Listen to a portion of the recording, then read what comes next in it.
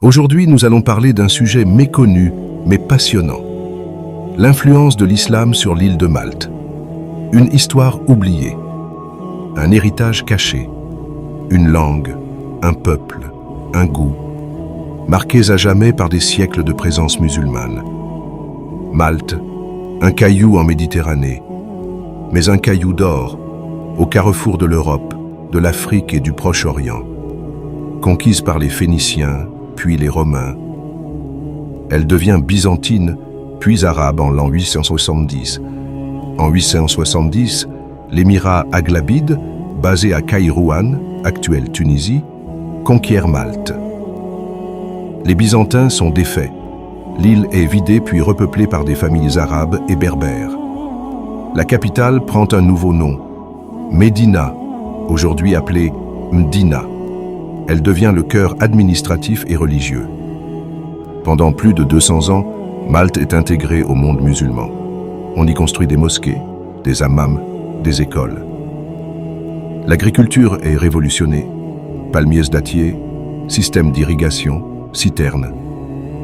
La langue arabe est adoptée, transformant profondément la culture maltaise. Les Normands de Sicile reprennent Malte en 1191. Mais contrairement à l'Espagne, l'islam n'est pas éradiqué brutalement. Les musulmans restent présents encore plus d'un siècle après la reconquête, comme artisans, commerçants, interprètes. Le maltais, langue nationale de Malte, est unique au monde. C'est une langue arabe à 60-70%, mélangée à de l'italien, du latin et du français. Exemple, dar, maison, Hobbs et lapin, kelb et chien, saha et santé. C'est le seul dialecte arabe écrit en alphabet latin et c'est une langue officielle de l'Union européenne. Quand vous mangez un baklava à Malte ou un plat de semoule appelé couscous, vous goûtez à l'influence musulmane. Même les vêtements traditionnels, les portes sculptées, les noms de villages, tout rappelle le passage de l'islam. Au cœur de l'île, Médina est se restée telle qu'à l'époque arabe.